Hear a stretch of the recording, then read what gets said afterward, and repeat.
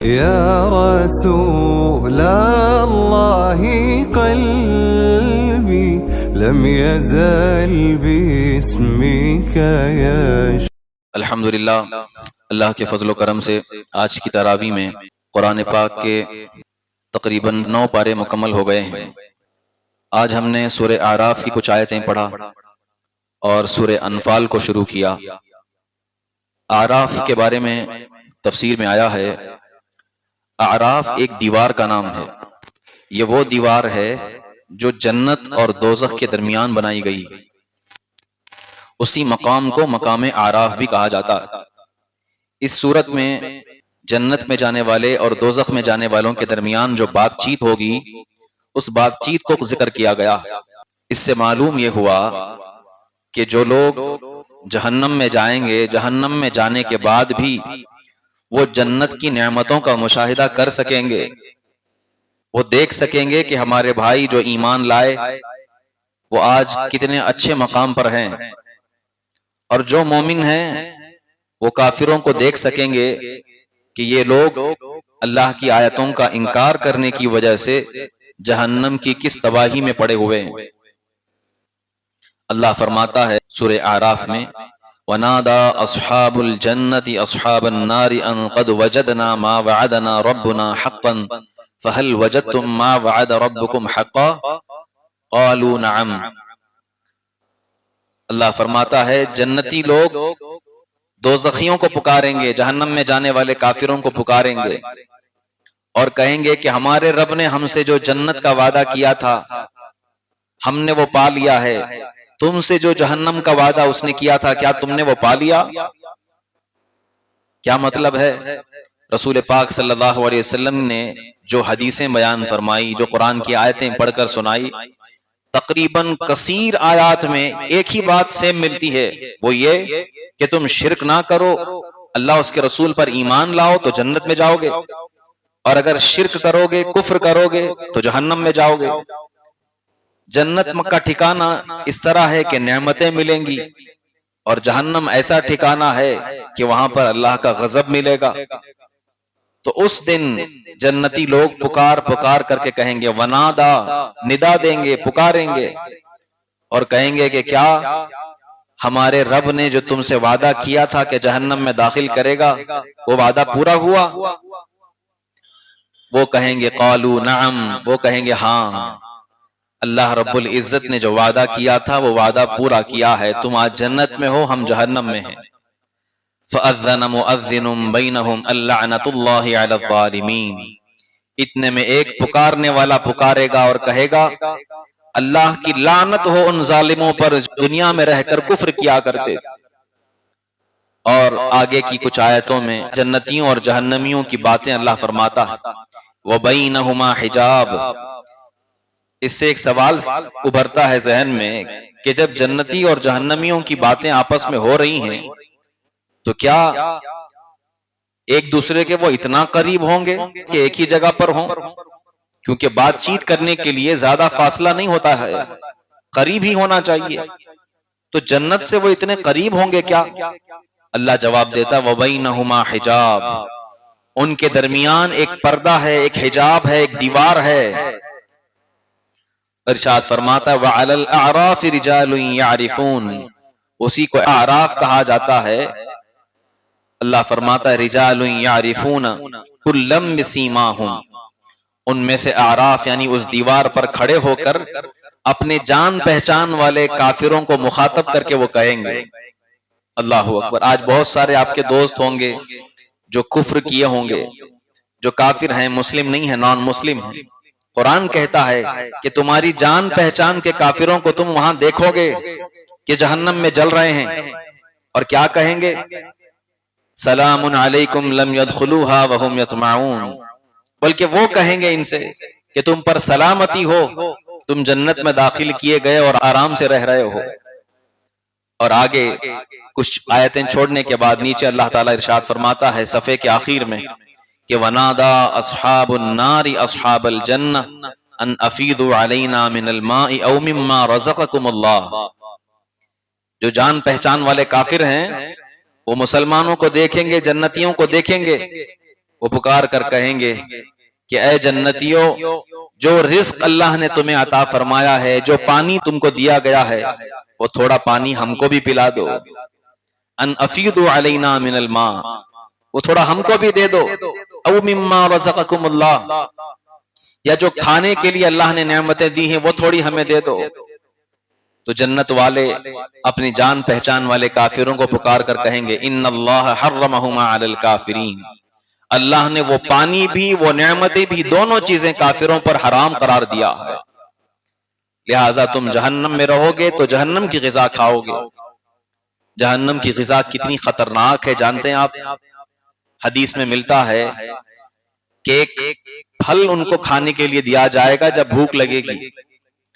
دوزخ میں جو جل رہے ہیں، جب وہ جل جل کے تھک جائیں گے، بھوک لگے گی، تو پکار کر کہیں گے ہمیں کچھ کھانا دے دو، تو ان کو پانی بھی دیا جائے گا اور پھل بھی دیا جائے گا۔ کیسا پھل؟ قرآن کہتا ہے سورہ واقعہ میں لآکلون من شجر الزقوم، شجر زقوم کا ایک پھل دیا جائے گا، وہ ایک ایسا پھل ہوگا جس کے اطراف میں صرف کانٹے ہی کانٹے ہوں گے۔ حدیث میں ملتا ہے وہ بھوک کی شدت کی وجہ سے جہنمی اسے کھائیں گے تو اس کے کانٹے ان کے گلے سے باہر آ جائیں گے۔ موت تو وہاں آنی نہیں ہے کیونکہ موت ختم ہو چکی، صرف تکلیف ہوگی۔ اور وہ کہیں گے جب وہ حلق کے نیچے نہیں اتر رہا ہے کچھ پانی دے دو، قرآن کہتا ہے ان کو مائع حمیم دیا جائے گا۔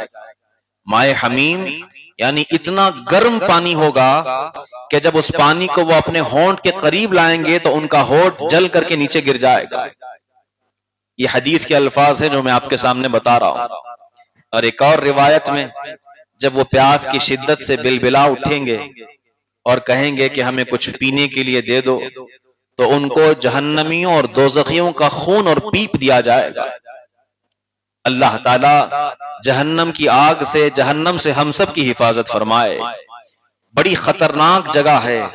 اللہ کے رسول صلی اللہ علیہ وسلم اپنی 5 وقتہ نمازوں میں جہنم سے پناہ مانگا کرتے تھے کہ اللہ جہنم کی آگ سے میں پناہ مانگتا ہوں، جبکہ وہ تو معصوم عن الخطا ہیں، ان کے صدقے میں اللہ لاکھوں کروڑوں کو جنت میں داخلہ عطا کرے گا۔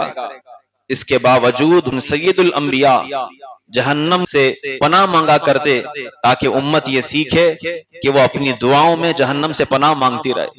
آج لوگ بھول گئے ہیں، دعا کرنا بھول گئے ہیں، جہنم کی ہولناکی کہاں سے یاد رہی؟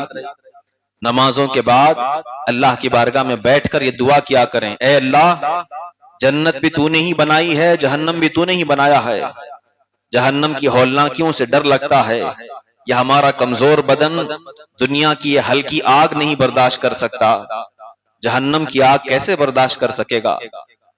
اللہ تبارک و تعالیٰ کی بارگاہ میں جو دعا کریں گے وہ رائے گاہ نہیں جاتی۔ حدیث میں ملتا ہے جو بھی دعا تم زندگی میں کرتے ہو اللہ اس کو کبھی ضائع نہیں کرتا، یا تو اس کا صلہ دنیا میں عطا فرمائے گا یا آخرت میں عطا فرمائے گا، لیکن اس کا بدلہ ضرور ملے گا کیونکہ اس کا وعدہ ہے اجیب دعوت الداع، پکارنے والے کی پکار کو میں جواب دیتا ہوں۔ اللہ فرماتا ہے یہ اس کا وعدہ ہے، تم پکارو گے اور وہ نہ سنے ایسا نہیں ہو سکتا، لہذا کثرت سے دعا کرنا چاہیے۔ آپ دیکھیں عرب کا ماحول، رمضان میں لوگ پوری پوری رات بیٹھ کر عبادت میں گزار دیتے ہیں، دعاؤں میں گزار دیتے ہیں، قرآن پڑھتے پڑھتے گزار دیتے ہیں۔ یہاں ہم رمضان کا مطلب صرف افطاری کرنا، سحری کھانا اور باہر ٹہل لینا، جاب میں ہلکا پن لے کے آ جانا، کام میں کمی کر دینا، ہم اس کو رمضان سمجھتے ہیں۔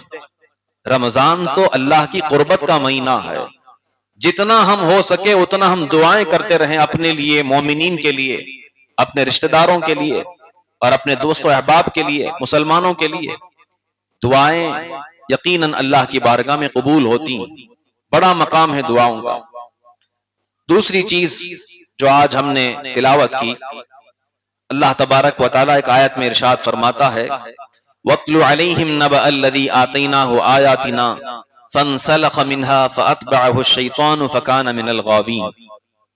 یہ بنی اسرائیل کے بارے میں اللہ فرما رہا ہے، اپنے محبوب سے کہہ رہا ہے اے محبوب صلی اللہ علیہ وسلم، آپ یہودیوں کو وہ واقعہ پڑھ کر سنائیے۔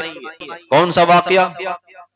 اللہ فرماتا الذی آتیناہ آیاتنا فانسلخ منہا، جس کو ہم نے اپنی آیتیں اپنی نشانیاں عطا کی تھیں اور پھر وہ ان کو بھول گیا، شیطان کی پیروی کر کے وہ گمراہ ہو گیا۔ بڑی لمبی آیت ہے، آگے اللہ فرماتا ہے وَلَوْ شِئْنَا لَرَفَعْنَاهُ بِهَا، ہم چاہتے تو اس کا مقام بہت بلند کر دیتے، لیکن اس نے زمین میں رہنا پسند کیا اور وہ تباہ و برباد ہوا۔ اس کی مثال اس کتے کی طرح ہے جس کی زبان لٹک رہی ہے۔ فَمَثَلُهُ كَمَثَلِ الْكَلْبِ إِن تَحْمِلْ عَلَيْهِ يَلْهَثْ أَوْ تَتْرُكْهُ يَلْهَثْ۔ اللہ فرماتا ہے اس شخص کی مثال یہودیوں کو پڑھ کے بتائیے، اس کی مثال اس کتے کی طرح ہے کہ جس پہ اگر کوئی بوجھ ڈالا جائے تو بھی زبان لٹکتی ہے، اور بوجھ نکال دیا جائے تو بھی اس کی زبان لٹکتی ہے۔ کیا مطلب ہے؟ تفسیر میں فرمایا گیا، حضرت عبداللہ ابن عباس رضی اللہ عنہ رئیس المفسرین فرماتے ہیں یہ آیت بلعم بن باورا کے بارے میں آئی۔ یہ بنی اسرائیل کا ایک شخص تھا اور بہت عبادت گزار، اس کو حضرت بلعم بن باورا کہا جاتا تھا۔ اتنا نیک انسان کہ اگر اللہ کی بارگاہ میں ہاتھ اٹھائے تو اس کے ہاتھ نیچے گرنے سے پہلے اس کی دعا قبول ہو جاتی تھی۔ اتنا مقبول بارگاہ شخص تھا، اور بنی اسرائیل کے وہ ان لوگوں میں سے تھا جس کو اسم اعظم یاد تھا۔ اللہ کے کچھ ناموں میں سے کچھ خاص نام ہیں اسم اعظم جو سب کو نہیں معلوم، فرشتوں کو معلوم اور اللہ کی عطا سے کسی کسی کو معلوم۔ اسم اعظم کی برکت یہ ہے کہ جو بھی انسان اپنے جس مقصد کے لیے اسم اعظم کی تلاوت کرتا ہے اللہ تعالیٰ اس کی دعا کو ضرور قبول کرتا۔ اسے اسم اعظم یاد تھا اور لوگ اس کے پاس آیا کرتے تھے، بڑا متقی پرہیزگار عبادت گزار بلعم بن باورا۔ حضرت موسیٰ علیہ السلام کے متعلق میں آگے تفسیروں میں ذکر کروں گا۔ حضرت موسیٰ علیہ السلام جب فرعون سے نجات پا کر کے سمندر پار کر کے آ گئے اپنے قبیلے کو لے کر، جو آپ کی قوم تھی بنی اسرائیل، ان کو لے کر کے آپ پہنچے تو اللہ کی طرف سے حکم ہوا اے موسیٰ اللہ کے نبی، فلاں جگہ کنعان میں، جو آج جارڈن کے قریب میں جگہ ہے، کنعان کہتے ہیں اس کو، کہا کہ کنعان میں ایک قوم رہتی ہے جس کو قوم جبارین کہا جاتا ہے، ان کو قوم عمالقہ بھی کہا گیا۔ یہ قوم وہ قوم ہے کہ جو طاقت و قوت کے مالک تھے، اور ان کے جسموں کا جو سائز بتایا گیا ہے تقریباً ایک ایک آدمی 15 فٹ کا ہوا کرتا تھا، بڑے طاقت و قوت کے مالک ہوتے تھے۔ یہ قوم عاد اور قوم سمود کی بات نہیں، ان کے بعد والے لوگ قوم عمالقہ، قوم جبارین، بہت زیادہ سرکش ہو گئے تھے، برائی کے راستوں میں پڑ گئے تھے۔ اللہ نے حضرت موسیٰ کو حکم دیا، چھٹے پارے کی آیت ہے، اللہ فرماتا ہے کہ اے موسیٰ تم جاؤ قوم جبارین پر حملہ کرو اور اس بستی کو اپنے کنٹرول میں لے لو۔ حضرت موسیٰ علیہ السلام اپنی قوم بنی اسرائیل کو بلائے اور کہا کہ اللہ کا حکم ہوا ہے جہاد کے لیے، قوم جبارین سے لڑنا ہے۔ آپ دیکھیں کیا کہا انہوں نے، بنی اسرائیل نے۔ بنی اسرائیل وہ قوم ہے جن کو حضرت موسیٰ نے فرعون کے ظلم سے نجات دی ہے، سارے کارنامے سارے معجزے دیکھ کر کے آئے ہیں۔ اس کے باوجود موسیٰ علیہ السلام سے کہتے ہیں اے موسیٰ اذهب انت وربک فقاتلا انا ہاہنا قاعدون، اگر قوم جبارین سے لڑنا ہے وہ تو بڑے طاقت و قوت کے لوگ ہیں، ہم کمزور لوگ ہیں، ہم ان سے کیسے لڑیں گے؟ آپ اور آپ کا رب جائیے اور ان سے لڑیے، انا ہاہنا قاعدون، ہم یہی بیٹھے رہیں گے۔ اللہ اکبر۔ اسی پر رک کر کے میں ایک بات ذکر کرنا چاہوں گا، اللہ کے نبی حضرت موسیٰ جلیل القدر نبی ہیں، وہ ہیں کہ جن کو اللہ نے کلیم اللہ بنایا، اللہ نے اپنا ہم کلام بنایا ہے، کوہ طور پر جایا کرتے اور اللہ سے باتیں کیا کرتے تھے۔ ایسے عظیم انسان ان کے درمیان ہیں، ان کے معجزے دیکھ کر کے بھی وہ قوم پیچھے ہٹ گئی۔ اور ادھر آپ تاریخ میں صحابہ کرام کی مثال لے لیں، رسول پاک صلی اللہ علیہ وسلم نے جب جنگ بدر کے موقع پر صحابہ سے کہا کہ اللہ کا حکم آیا ہے تمہیں کافروں سے لڑنا ہے، حضرت سعد بن معاذ رضی اللہ عنہ کھڑے ہوتے ہیں، کہتے ہیں یا رسول اللہ آپ ہمیں ان بنی اسرائیل والوں کی طرح نہ سمجھنا جنہوں نے موسیٰ سے کہا تھا کہ آپ جائیے اور آپ کا رب جائیے، یا رسول اللہ جب آپ لڑ رہے ہوں گے ہماری جان پہلے جائے گی پھر تلوار آپ تک پہنچے گی. کہا کہ ہم آپ کے دائیں سے بائیں سے آگے سے پیچھے سے ہر طرف سے آ کر لڑیں گے یا رسول اللہ. جب تک ہمارے بدن میں جان ہے ہم اسلام کا اور آپ کا دفاع کرتے رہیں گے. اسی لیے تو کہتے ہیں کہ وہ اور لوگ تھے جنہوں نے حضرت یوسف علیہ السلام کو دیکھ کر اپنی انگلیاں کاٹی تھیں. یہاں تو محمد کے دیوانے ایسے ہیں جو صرف نام پر اپنی گردن کٹا دیتے ہیں. سر کٹاتے ہیں تیرے نام پہ مردان عرب. صحابہ کی مثال کہیں تاریخ میں ایسی نہیں ملتی.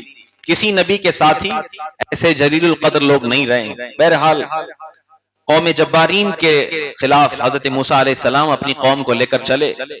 کچھ لوگ ساتھ ہوئے جن میں سے 2 فوجی سربراہ تھے. انہوں نے کہا کہ اللہ کے نبی ہم آپ کا ساتھ دیں گے, اور اپنے اپنے قبیلے کو لے کر کچھ ہزار کا لشکر لے کر آپ پہنچے. قوم جبارین کو معلوم ہو گیا جب آپ کنعان پہنچے, انہیں معلوم ہو گیا کہ موسیٰ آئے ہیں اور ان کا مزاج بڑا سخت ہے, اگر حملہ کریں گے تو ہم میں سے کوئی بچے گا نہیں. لہٰذا انہوں نے کیا کیا, اسی کنعان میں بلعام بن باورا رہا کرتا تھا. بادشاہ سے کہلوا کر بلعام بن باورا کو بلایا گیا اور کہا گیا کہ تم اللہ کے نیک بندے ہو, مقرب بندے ہو, تم دعا کرتے ہو تو دعائیں قبول ہوتی, لہٰذا موسیٰ کے حق میں بد دعا کر دو کہ وہ اور ان کی فوج ہلاک ہو جائے اور یہاں تک پہنچنے نہ پائے, کیونکہ ہمیں معلوم ہے اگر وہ یہاں تک پہنچ گئے تو ہم بچ نہیں پائیں گے. بلعام بن باورا نے کہا ہرگز ایسا نہیں ہو سکتا, کیونکہ جس رب کی عبادت میں کرتا ہوں اسی رب کی موسیٰ بھی عبادت کرتے ہیں, ہم دونوں کا مذہب ایک ہے, لہٰذا میں ان کے خلاف نہیں جا سکتا. لوگوں نے کہا کسی بھی طریقے سے کوشش تو کر لو, اشارتاً دعا کر دو, کسی طریقے سے دعا کر دو, ورنہ ہمارے بچے, ہمارا گھر بار, معاشرہ سب تباہ ہو جائے گا. بلعام بن باورا نے کہا میں نہیں مانوں گا. کافی دن تک اصرار کرتے رہے, بار بار زور دیتے رہے. بلعام بن باورا تھک ہار کر کے کہتا ہے کہ ٹھیک ہے مجھے استخارہ کر لینے دو, استخارہ میں جو جواب آئے گا میں اسی پر عمل کروں گا. استخارہ کسے کہتے ہیں؟ استخارہ کا مطلب یہ ہوتا ہے, یہ قرآن سے ثابت بھی ہے, استخارہ کا مطلب یہ ہوتا ہے جب کوئی انسان اپنی زندگی میں کسی کام کے کرنے پر کنفیوز ہو جائے, اسے شک پیدا ہو جائے کہ میرے لیے یہ کام کرنا صحیح ہے کہ نہیں ہے, تو پھر اسے چاہیے کہ وہ کچھ طریقے بتائے گئے قرآن کی آیتیں وغیرہ, ان کو پڑھ کر کے اللہ کی بارگاہ میں دعا کرے اور سو جائے. اللہ تعالیٰ اس کے دل میں صحیح کی طرف اشارہ ڈال دیتا, کبھی خواب کے ذریعے سے, کبھی کسی انسان کے ذریعے سے, کبھی کچھ خیال کے ذریعے سے. اللہ اس کا ہاتھ سیدھے راہ کی طرف ڈال دیتا ہے, اس کے قدم سیدھے راہ کی طرف چل جاتے ہیں. اسی کو استخارہ کہتے ہیں. اس کے تو اب بہت سارے طریقے آ گئے ہیں جن میں صاف طور پر معلوم بھی ہو جاتا ہے, اس میں اللہ کی مرضی معلوم ہو جاتی ہے انسان کو کہ صحیح کیا ہے میرے لیے. بلعام بن باورا نے کہا کہ میں استخارہ کروں گا. گیا اپنے حجرے میں, رات بھر عبادت کیا, دعا کیا, جو اس زمانے کا استخارہ تھا اس نے کیا. اسے اشارے میں یہی جواب ملا کہ ہرگز تم موسیٰ علیہ السلام کے خلاف کھڑے نہ ہونا. وہ اللہ کے نبی صبح کو اٹھ کر کے آیا اور لوگوں سے کہا اے لوگو, میں یہ کام ہرگز نہیں کر سکتا, اگر کروں گا تو اللہ مجھ سے ناراض ہو جائے گا. مجھے یہ اشارہ ملا ہے کہ موسیٰ اللہ کے نبی ہیں, ان کے خلاف نہ جانا, میں نہیں جاؤں گا. لیکن آپ دیکھیں قوم جبارین کتنی خطرناک قوم تھی. انہوں نے سازشیں کرنا شروع کیا کہ بلعام بن باورا کو کیسے بہلایا جائے. اس کی بیوی کو پکڑا, اسے رشوت دی, تحفے تحائف دیے, اور کہا کہ کسی طریقے سے اپنے شوہر کو سمجھاؤ کہ وہ موسیٰ کے حق میں بد دعا کر دے. آخر کار بیوی کے بہلانے پر بلعام بن باورا مان گیا. جب تحائف اور پیسے دولت آ گئی تو للچانے لگ گیا اور سوچا کہ ٹھیک ہے میں کل کے دن جاؤں گا, موسیٰ اور ان کی قوم کو بد دعا دے دوں گا. نیک انسان, متقی, پرہیزگار, جس کی دعائیں اللہ کی بارگاہ میں قبول ہوتی ہیں, اس نے یہ ارادہ کر لیا. کیسے؟ صرف مال کی وجہ سے. اسی لیے کہا گیا, آج ہی ہم نے قرآن میں تلاوت کیا, انما اموالکم و اولادکم فتنہ. اللہ فرماتا ہے یہ تمہارا مال اور تمہارے بچے, تمہاری اولاد, یہ آزمائش ہیں. انسان کو کبھی کبھار کفر کرنے پر مجبور کر دیتے ہیں یہ چیزیں, اولاد بھی اور مال بھی. اللہ تعالیٰ مال کی محبت اور اولاد کی محبت اتنی ہی عطا فرمائیں جتنے جائز ہے. اللہ ہمیں ایسی غلو والی محبت سے محفوظ فرمائے. کیونکہ سب سے بڑھ کر اللہ اس کے رسول کی محبت ہے، اس کے بعد ہی ماں باپ ہیں، اس کے بعد ہی ساری چیزیں۔ بہرحال مال کی محبت میں وہ پڑ گیا، تحفے تحائف لے لیا، بیش بہا قیمتی چیزیں تھی، ہیرے جواہرات قوم نے مل کر کے دیا تھا، بادشاہ نے بھی دیا تھا، سمیٹ لیا اور کہا کہ ٹھیک ہے، اگلے دن کہا تیاری کر لو، میں چلتا ہوں اور میں اپنے گدھے پر سوار ہوتا ہوں۔ حضرت عبداللہ بن عباس فرماتے ہیں گدھے پر سوار ہوا، ساتھ میں کچھ لوگوں کو لیا اور اپنے شہر سے باہر آیا جہاں پر حضرت موسیٰ اور بنی اسرائیل پڑاؤ ڈالے ہوئے تھے، ابھی جنگ شروع نہیں ہوئی تھی۔ قریب گیا اور جا کر کے کہا اے موسیٰ یہاں سے واپس چلے جاؤ، کیونکہ میں اللہ کی بارگاہ میں بد دعا کر دوں گا تمہارے لیے۔ حضرت موسیٰ نے کہا میں اللہ ہی کے حکم سے تو آیا ہوں، خود سے نہیں آیا ہوں، اللہ ہی کے حکم سے آیا ہوں۔ اس نے کہا کہ نہیں میں تمہارے لیے بد دعا کروں گا۔ بہرحال جب اس نے ہاتھ اٹھائے اور بد دعا کرنے کے لیے شروع کیا، جو بھی اس کی زبان تھی بڑی لمبی اس نے دعا کی، اور جہاں جہاں اس کی دعا میں بنی اسرائیل اور موسیٰ نکلنا تھا وہاں پر اس کی زبان سے قوم جبارین نکل گیا۔ اتفاق سے ہوا، بد دعا کرنا چاہ رہا ہے بنی اسرائیل کے لیے، موسیٰ علیہ السلام کے لیے، لیکن جب بد دعا کرنے لگا اس کی زبان سے جو الفاظ نکلے وہ اپنی قوم کے لیے نکل پڑے۔ اللہ اکبر۔ اس کے ساتھیوں نے اس کو کہا کہ یہ کیا بات ہے، تم ان کے لیے بد دعا کرنے کے لیے تحفے تحائف لے کر کے آئے ہو اور یہاں پر ہمارے خلاف بد دعا کر رہے ہو؟ اس نے کہا آج میری زبان میرے کنٹرول میں نہیں ہے، ہلا زبان کو میں حرکت دے رہا ہوں لیکن کوئی اور میرے زبان کے ذریعے سے بول رہا ہے۔ اللہ اکبر۔ پوری بد دعا خود اس نے دی اپنی قوم کو، اور اس کی جو دعائیں ہوتی تھی قبول ہوتی تھی۔ پوری قوم کے اندر ایک عجیب خطرناک بیماری آ گئی اور کئی لوگ اس میں ہلاک ہونے لگ گئے۔ تفسیر میں یہ ملتا ہے اللہ نے قوم جبارین میں طاعون کی بیماری کو ڈال دیا۔ طاعون یعنی پلیگ کی بیماری جو چوہوں کے ذریعے سے ہوتی ہے، پہلے زمانے میں ہوا کرتی تھی، اب کافی سالوں سے اس کا رواج نہیں ہے۔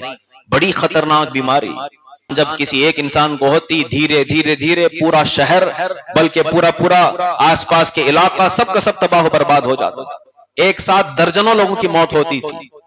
اس کی بد دعا اپنے ہی قوم کے حق میں ہو گئی، اور تفسیر میں ملتا ہے اسی بد دعا کے بعد اس کی زبان منہ سے نکل پڑی اور سینے تک لٹکنے لگ گئی۔ اسی کی طرف اللہ نے قرآن میں اشارہ فرمایا فَمَثَلُهُ كَمَثَلِ الْكَلْبِ إِن تَحْمِلْ عَلَيْهِ يَلْهَثْ أَوْ تَتْرُكْهُ يَلْهَثْ۔ اس کی مثال بلعم بن باورا کی مثال کتے کی طرح ہے کہ اس پر کچھ بوجھ ڈال دیا جائے تو بھی زبان لٹکتی رہتی ہے، اور بوجھ ہٹا دیا جائے تو بھی اس کی زبان لٹکتی رہتی ہے۔ تفسیر میں ملتا ہے اس کے بعد اسی حالت میں اس کا انتقال ہوا، لیکن انتقال سے پہلے اس نے ایک اور مشورہ دیا اپنے قوم کو، کہا کہ میں تو بد دعا نہ کر سکا بنی اسرائیل کے لیے، موسیٰ تو یہاں سے واپس نہیں جائیں گے، لہٰذا میں ایک طریقہ تمہیں بتاتا ہوں اس سے تم غالب آ جاؤ گے، وہ ہار جائیں گے۔ لوگوں نے کہا بتاؤ کیا طریقہ ہے؟ اس نے ان لوگوں سے کہا کہ اپنی خوبصورت بیٹیاں جو نوجوان ہیں، حسین دوشیزائیں، پورے خاندان کی، پورے علاقے کی، پورے قوم کی جمع کرو اور ان کی فوج میں داخل کر دو، بنی اسرائیل کی فوج میں داخل کر دو، کیونکہ جب ان کی آنکھیں بے حیا ہو جائیں گی میں کہتا ہوں کبھی بھی وہ تمہارے خلاف جہاد نہیں کر سکیں گے۔ یہ کب کی بات بتا رہا ہوں؟ بلعم بن باورا بنی اسرائیل کی باتیں کر رہا ہے، آج اس پر امپلیمنٹ ہو رہا ہے۔ سوشل میڈیا کے ذریعے سے، فلموں ڈراموں کے ذریعے سے تمہارا ایمان خریدا جاتا ہے، تمہیں بزدل بنایا جاتا ہے۔ کیا سمجھتے ہو کہ یہ خوبصورت لڑکیوں کو تمہارے سامنے ایڈورٹائز میں کیوں لاتے ہیں کہ ان کو اچھا لگے؟ نہیں، بلکہ تمہارا ایمان کمزور کرنے کے لیے لاتے ہیں۔ بلعم بن باورا نے کہا کہ اپنی دوشیزائیں بھیج دو ان کی قوم میں، اور ہوا بھی ایسا۔ تفسیر میں ملتا ہے انہوں نے اپنی خوبصورت بیٹیاں بھیج دیا بنی اسرائیل میں، اور جو سب سے خاص آپ کا سپہ سالار تھا حضرت موسیٰ کا، اس کا دل ایک لڑکی پر آ گیا، اور آ کر کے موسیٰ علیہ السلام کے خیمے میں پکار کر کہتا ہے اے موسیٰ آپ اللہ کے نبی ہیں، کیا یہ لڑکی میرے لیے حلال ہوگی؟ میں تو جانتا ہوں آپ اس کو میرے لیے حرام ہی قرار دیں گے۔ حضرت موسیٰ نے کہا یہ لڑکی تجھ پر بھی حرام ہے، مجھ پر بھی حرام ہے، جب تک کہ اللہ کا حکم مکمل نہ ہو جائے، جہاد نہ ہو جائے۔ اس نے کہا پھر آپ جائیے، آپ کا رب جانے، میں یہیں سے واپس پلٹ جاتا ہوں۔ اس کے ساتھ کئی لوگ فوجی لڑکیوں کے چکر میں آ کر لڑکیاں لے کر وہاں سے روپوش ہو گئے۔ یہی تو علماء کرام کہتے ہیں کبھی کبھار اچھے سے اچھا انسان بڑے سے بڑا مقام و مرتبے والا دنیا کی حسن میں، مال کی محبت میں، اقتدار کے نشے میں ڈوب جاتا ہے اور پھر اللہ سے، رسول اللہ سے دور ہو جاتا ہے۔ اسی لیے ہمیشہ دعا کیا کرو کہ اللہ ہمیں ایسی زندگی عطا فرما کہ اے اللہ ہم تجھ سے قریب رہیں، ہر وہ کام کریں جو تجھ سے قریب کر دے، ایسے ہر کام سے، ایسی ہر محبت سے اللہ ہمیں بچائے جو اللہ اس کے رسول سے دور کر دے۔ اللہ تعالیٰ سے دعا ہے اللہ ہمیں کہنے سننے سے زیادہ عمل کرنے کی توفیق رفیق عطا فرمائے، ہم تمام کو دنیاوی محبت سے بچنے اور بچانے کی توفیق عطا فرمائے، قرآن سمجھنے سمجھانے کی توفیق عطا کرے، ایمان اور سنیت پر قائم و دائم رکھے، اسی پر ہم سب کا خاتمہ بالخیر فرمائے۔ وآخر دعوانا ان الحمدللہ رب العالمین۔ السلام علیکم ورحمۃ اللہ وبرکاتہ۔